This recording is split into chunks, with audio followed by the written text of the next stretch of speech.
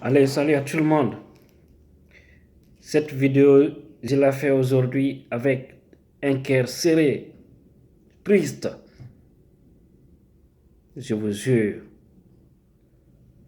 Tout Guinéen souhaite aujourd'hui le développement. Nous rêvons avoir un meilleur lendemain. Mais dites-moi, chers compatriotes, comment cela peut être possible lorsque notre président de la République fait la promotion des médiocres à la tête du pays? J'ai eu honte hier lorsque j'étais avec un ami centrafricain. On regardait Espace TV au hasard. Je vois le ministre Ibrahima Khalil Konaté, ministre de l'Enseignement national et préuniversitaire, incapable de lire ce qu'il voit, incapable de lire des chiffres, qui se dit ministre, qui se dit cadre, qui se dit intellectuel. Il donne raison à ceux-là qui disent qu'il n'a même pas fait l'université. Et puis à l'hémicycle, devant les députés du peuple. Oh mon Dieu, où va la Guinée? Où est partie la baraka du peuple de Guinée qui mérite des hommes médiocres aujourd'hui à la tête du pays, dont un pays pouvait être un Eldorado, un pays de référence pour tous les pays africains. J'ai le cœur serré. Regardez-moi ça, s'il vous plaît. Comment ce pays peut se développer avec des gens comme ça. Et je vois certains faire la promotion de ces médiocres. Regardez-moi ça, s'il vous plaît. Constant sur sa position de qualifier d'illégale la grève des enseignants, le ministre Ibrahima Khalil Konaté met en avant la présentation du budget de son département, mais avec toutes les difficultés. À 1 133 milliards 900 545 000. Monsieur Fouré, tu ne diras pas le contraire. Il y a des 1000 milliards, 476 1476 milliards, 729 millions, 872 millions répartis comme suite. Après... Quelle honte, s'il vous plaît. Un ministre de la République.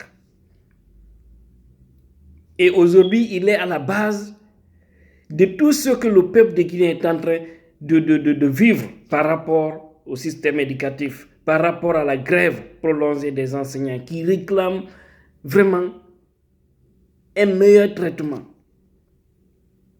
Mais ils font la tête dure, ils font la grosse tête, ils se vantent. On ne va pas négocier. C'est des vagabonds, c'est des ceci, c'est là, c'est un petit groupe. Un petit groupe qui parvient à maîtriser tout le pays. Et je vois encore le président de la République appuyer cela.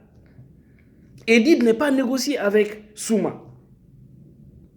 Et aujourd'hui, c'est les enfants qui sont en train de perdre, c'est les parents, c'est les Guinéens qui sont en train de perdre parce que chacun d'entre nous a son enfant ou son frère ou son cousin qui est à l'école, qui est en train d'étudier. Ces gens-là sont en train de bafouer, bâillonner le système éducatif guinéen. On les observe et quand ils parlent, on dit tu es contre ces gens-là. Mais c'est malheureux. C'est malheureux, j'ai les larmes aux yeux pour mon peuple. Je vois qu'il y a des gens qui n'ont pas de cœur en Guinée. Sinon, des choses comme ça devraient choquer tout un chacun. Pour demander le départ de tous ces gens-là, à commencer par Alpha Condé, parce qu'il n'est pas plus légitime que le peuple. On ne peut pas observer un président et son clan et prendre tout un peuple en otage. On doit se réveiller, peuple de Guinée. Je suis touché, très touché. Je ne sais pas jusqu'où je suis vraiment dépassé dans la tête. Je me dis, putain. Regardez également les enfants qui vont à l'école, qui n'arrivent pas à étudier parce que les enseignants ne sont pas là et qui réclament juste un meilleur traitement. Qu'est-ce qui est plus beau que de voir un enseignant dans de meilleures conditions? Et au-delà de ça, je vois aussi le clan, comment on appelle ça? C'est là qui ont commencé le mouvement ensemble, qui veut tout mettre en eau. Il s'agit de Doumbouya, que j'ai écouté encore sur l'espace avant-hier, sur les grandes gueules. Mais c'est grave. Qui cherche à piéger les autres parce qu'il est proche de la mouvance. parce que c'est un mouvancier, parce qu'il a été infiltré dans le rang de Boubacar Souma, qui défend aujourd'hui l'intérêt supérieur de tous les enseignants guinéens. Et puis je vois ce mauvais type aussi parler de l'ethnie dans sa communication téléphonique à M. Souma. Dire que vous avez reçu des sacs, dire ceci, cela, dans les mains des peuls là. Il faut savoir que les peuls là, ils ne sont pas bons. Comment on appelle ça? Ils font rien pour rien. Mais comment ce pays peut avancer? En ayant la haine contre les autres. Voilà le mal de la Guinée, ça ne peut pas aller. Ça ne peut pas marcher.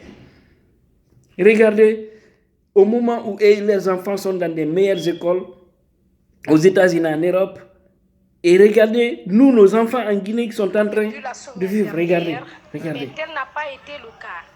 Les élèves de certaines écoles sont de nouveau dans les rues. Ce 5 décembre, à l'école de Kipé, ils ont barricadé la route.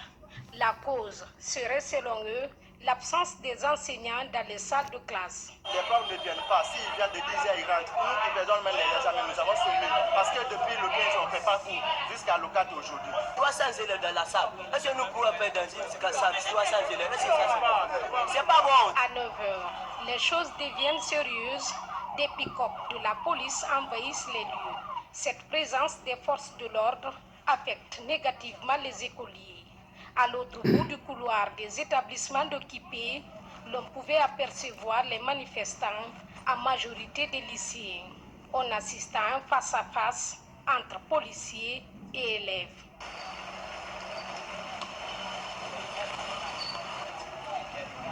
Regardez les imbéciles comme ça. Regardez, Foulkan, mauvais type, apatride. Foulkan, il faut dire la vérité à Alpha Condé.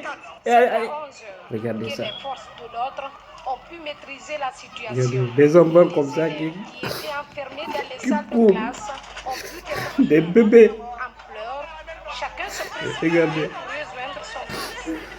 Dans ce tohu-pays, certains Le enfants pays là est foutu, dirigé par des maudits. élèves en sanglots recherchent leurs enfants, amis et sœurs.